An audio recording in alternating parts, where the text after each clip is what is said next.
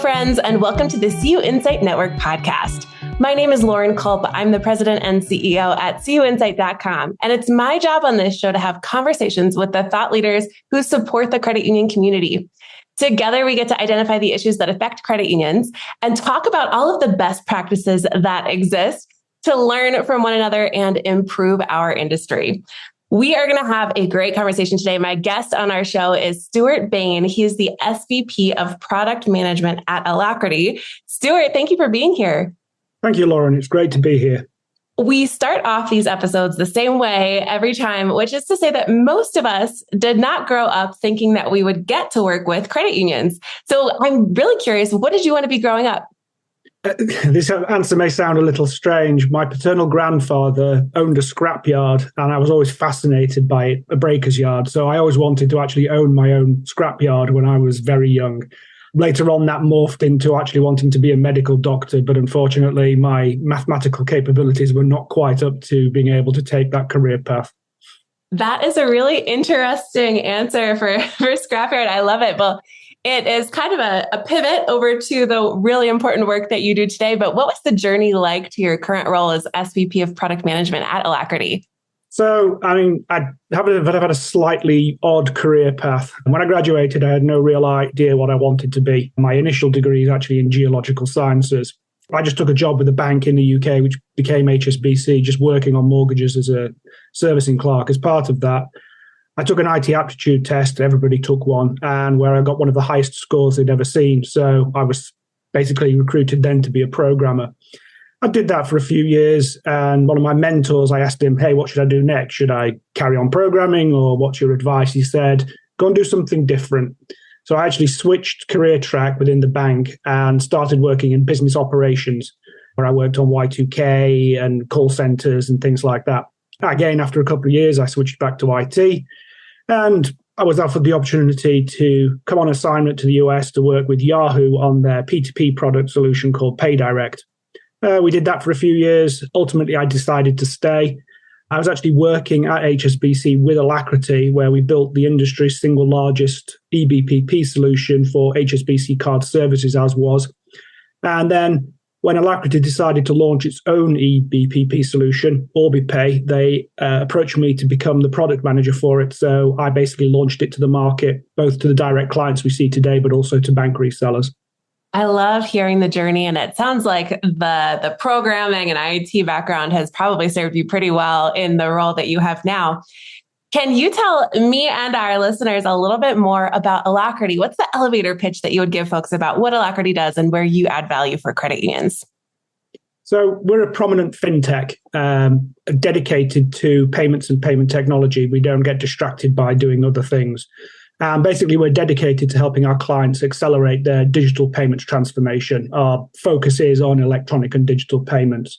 We're just celebrating, or this year celebrated, 2 decades of operation. And we've maintained a focus on payments and payment technology throughout that period, both as products, the bill pay product that I offer, as well as the payment hub, but also professional services engagements for custom development. 77% of our employees actually work in development, so we have the capacity to be able to support integrations, with the remaining working on implementations, product area that I'm in, and the sales team. So we have 3 different payment solutions. These include the Payments Hub that I referred to earlier, a unified money movement product of which the electronic loan payment solution forms part of, and then an electronic payout solution for electronifying checks that you receive from insurance companies for claim payouts and so on.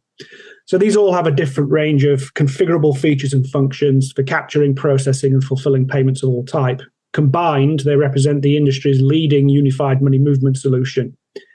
Today, I guess we're going to focus around the loan payment solution, which is based on the eBP product. I love it. It's really cool to hear more about Alacriti. I love what you said about specializing and not getting distracted by too many different things and being really, really great at the things that you all do. So that in mind, I do want to ask a little bit about, you mentioned that product. So Alacriti has the solution for a pain point that so many credit union members experience, actually myself included, my partner included. We've both had this experience trying to make a loan payment for your credit union's loan with a third-party payment method. A lot of times still a poor experience for members. Can you share some context around this issue and why it might be such a big deal? So it's a big deal because I think most of the credit unions, when they set up, assumed everybody would become a full member and they would use their credit union bank account to pay their loans. But then as they started to expand how they funded their business and started doing indirect loans, they started to receive customers or members that didn't have any other product with them. So they've added on suboptimal payment experiences, so non-integrated solutions that take 3 or 4 days to post the loan, specifically where a member needs to use a third-party payment method. These can be inflexible. It's one-way, one-time payments only. There's a great deal of friction. There's a bunch of data that has to be entered that they may or may not know, and it can become a huge inconvenience. It's a particularly importantly pain point because making a payment is often the first and probably only experience an indirect member has.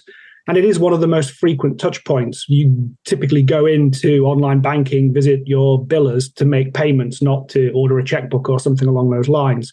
That's what we address with the EBPP solution, is to address all of those touch points that I talked on there, the friction, the inflexible options, and just make it more convenient for a member to be able to use a third-party payment to pay their loan. It definitely is a challenge, one that I mentioned I've experienced personally. So with that in mind, how does Alacriti's solution really level up the member experience when you're trying to make those sort of loan payments and lead really to member growth and retention?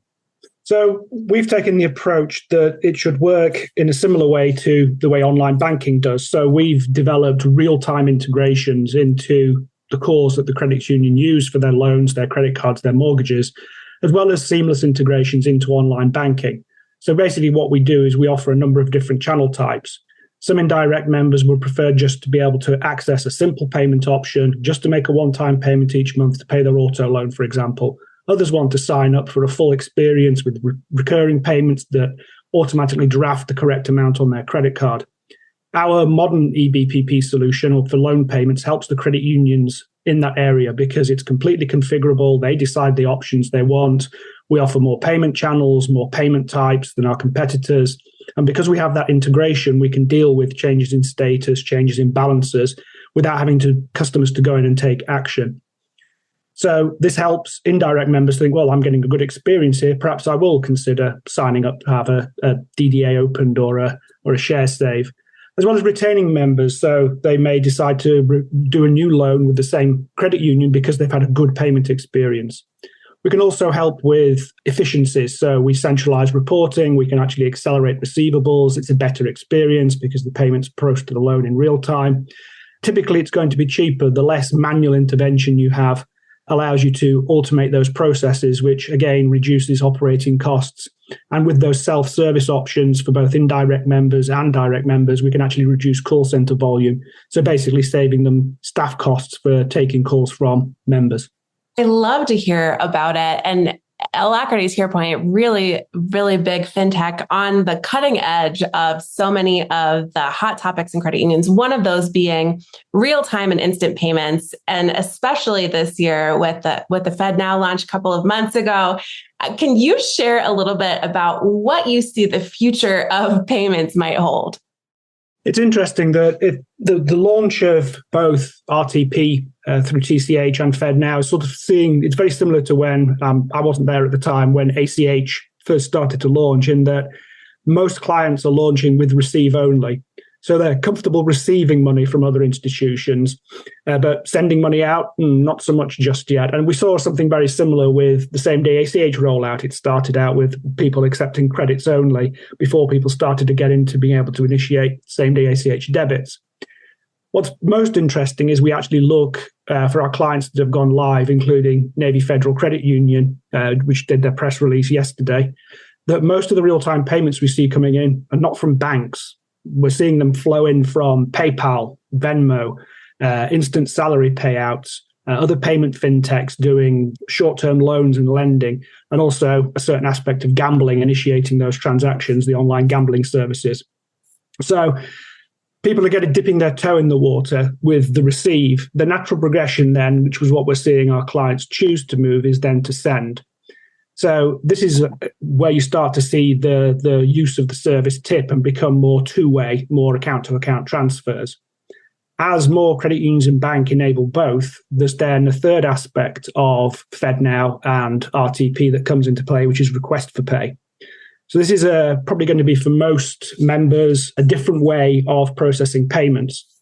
But what it does is it offers the credit unions and banks an essentially risk-free way of taking payments to pay bills, fund newly opened accounts, and so on, because it's a two-part process. The request for pay goes out, the customer goes off to their bank to approve the transaction, and then it's a guaranteed irrevocable credit transfer in real time between the customer's bank and the credit union. So as people start to look at uses for that, I think we're going to start to see, as we see with the current model where it's receive only and you've got non-banks, you'll start to see non-banks initiate request for pays.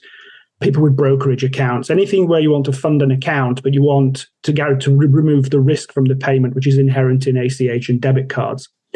So it's worth noting our payment hub allows the credit unions to enable both TCH and FedNow simultaneously. There's no need to choose just one network anymore. We can actually set them up on both networks so they get the benefits of the growth in the networks, both at TCH and also at the Fed.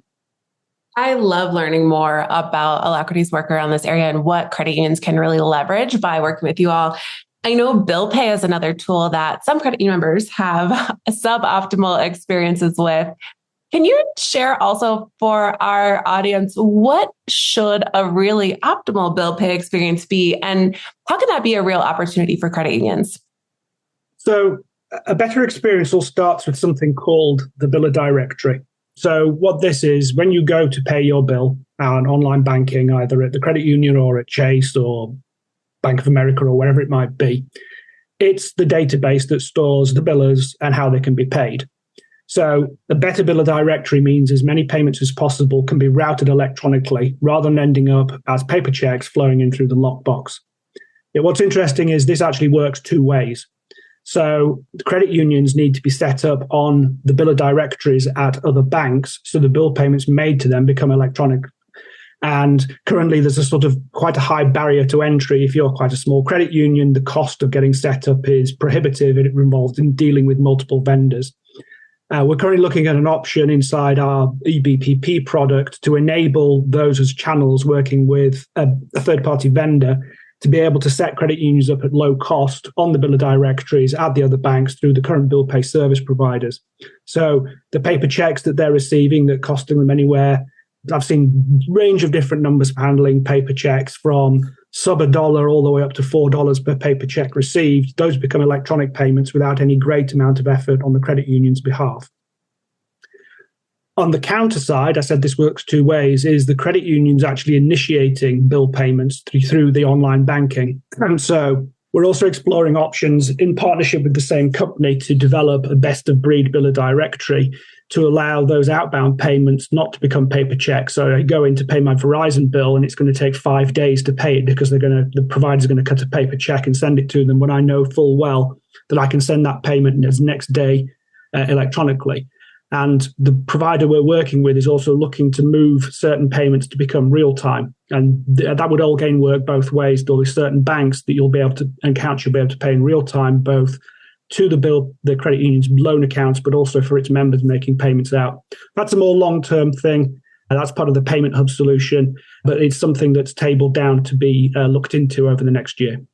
I love it. Well, as we look to the future, you mentioned toward the beginning of our conversation that Alacriti really focuses in on excellence in some of the products that it offers. But what is the focus for the road ahead for Alacriti as a whole?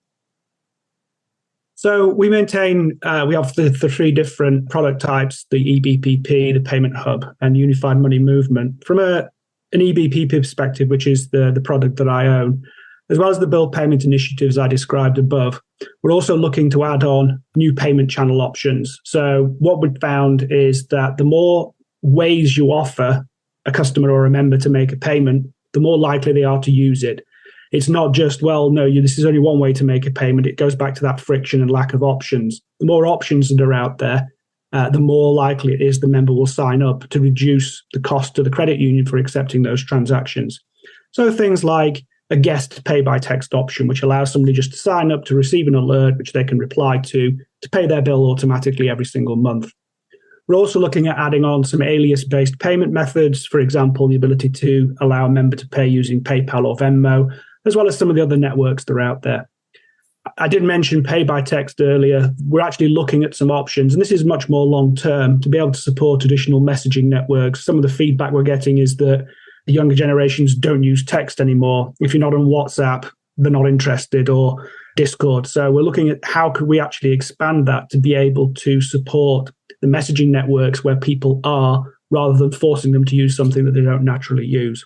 On the payment hub side, we're going to be completing the rollout of support for both Fedwire and ACH processing, as well as certifications for Visa Direct for domestic payments. And that's part of the account-to-account transfer and P2P payment work that we're doing.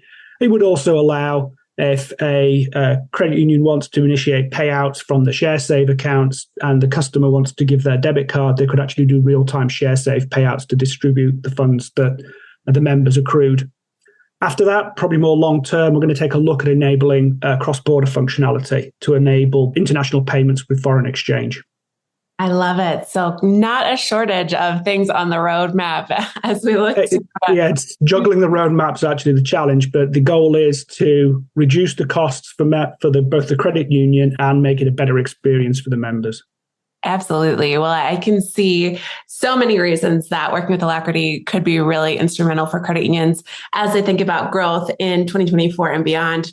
Stuart, as we wrap up the show, I always like to have some fun with rapid fire questions so that our listeners get to know you a little bit better. The credit union industry is so human centric. So if you're ready, we'll say the questions are rapid, but the answers don't have to be. So we can dive on in if you are ready. Sure, go ahead. All right. First question. Who is someone in your life that was a great leader and what makes them great? So when I was at HSBC, I worked with a gentleman called Daniel Eckert, who went on to head up Walmart Financial Services. He then worked at Green Dot for a while. He was one of the best people I ever worked with. He was razor sharp, but able to sort of clearly communicate his long-term vision. We worked on, at the time, some cutting-edge products, a decoupled debit card that allowed you to get a debit card that could connect to any bank account in the US. But he was also not afraid to get his hands dirty and get into the weeds of the details around that vision and help you with clarifying exactly what you actually needed to do. I have held 2 patents for the work we did with him. So that was the kind of guy it was. He was not afraid to go in deep, but also be able to inspire you to get into his long-term vision of what we needed to do. Great answer. I love hearing about that. Well, if you are going to splurge on something or say you want to treat yourself, what is something you might invest a little bit into, whether that's time or resources? Probably very much to my wife's annoyance, if she ever hears this, a low-level splurge would have to be a nice watch. I collect watches, but I don't have the money to be able to buy like a Rolex or an Audemars Piguet or Omega. At the high end, if I had the cash, to be honest with you, it would probably be an old vintage long wheelbase Land Rover Defender or a Series 3, preferably with a V8 engine. I'm a bit of a car nut, so anything mechanical, that appeals to me. I like it. Well, if anyone out there is looking for a Christmas gift or a birthday gift or anything like that, we've got some options here. All right. Here's a random question for you. If you travel for work, many of us do, what is the city that you're really excited to visit when you see it coming up on a conference agenda or for a client visit? If I had to pick one, I'd have to say Nashville. It's got to be one of the most lively cities in America that I've been to. It's just always something happening. And the main drag with all the bars and the real live music is just, it's like nowhere I've ever been in terms of the sheer atmosphere and the buzz that goes on there. The other reason is that Hattie B's Hot Nashville Chicken, I'm not plugging by the way, is something that everybody needs to try at least once in their life, as long as you like spicy food. I like it. Actually, Nashville is coming up for quite a few credit union conferences in 2024. So hopefully you'll get to visit and get some good chicken while you're there. All right. What is a book that you think just everyone should read? So you can probably tell from my accent that I'm not originally from America. So I tend to skew towards more British style authors. So I'm going to have to go with Terry Pratchett's Small Gods. It's part of the Discworld series, but it's a brilliantly sharp satire of philosophy, religious institutions, and politics. Makes you think, makes you laugh out loud. Once you've read that one, which is a standalone novel, the whole Discworld series awaits you, which basically he skewers every modern trend and fad that you can possibly think of. We will link to that book here for everyone. All right, next question. What has been your best hack for creating balance and integration between your work life and what I like to call sometimes your life?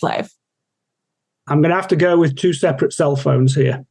One dedicated for work and one for personal. So that way, out of hours, you can still remain connected, but you don't see and you aren't tempted to check those work emails that come pinging in, all those messages. It gives you a clear disconnect. Everybody lives by their cell phones. And when I first started at Alacriti 10 plus years ago, I took the conscious decision that I wanted to separate the two. Prior to that, it would be one phone for both things, and the phone was always going off and so on and so forth. So on my desk, I have 2 separate phones. One belongs to Alacriti, one belongs to me. And that way, if I need to, I can walk away from work, but still remain connected. That is a great hack. I love that suggestion. All right. We're going to link to everything we talked about today in the show notes, and especially some contact information for the team at Alacriti for anyone who wants to know more. But my last question for you today, Stuart, is do you have any final thoughts that you'd like to share or final asks of our listeners? This is some advice that I was given by another mentor that I work with at HSBC, which is to practice active listening, both at home and at work. So basically, and once you've listened and understood, take the time to think before you speak. A little silence whilst you marshal your thoughts before replying is not a bad thing and can sometimes save you from saying things that you really didn't mean to say. The same mentor also said, if you don't have anything to say, don't say anything. If the other people are not paying attention, they will tell you things that they didn't mean to tell you, which gives you a great insight into their thoughts and how they perceive things are happening. Great insights. I love all of the things that you've shared, both from a personal leadership journey and also on the Alacriti side. Thank you again, Stuart, for taking the time to be on the show today. Thank you for having me. Stay well, and thanks to all of our listeners for tuning into the CUInsight Network podcast, and we will be back again next time.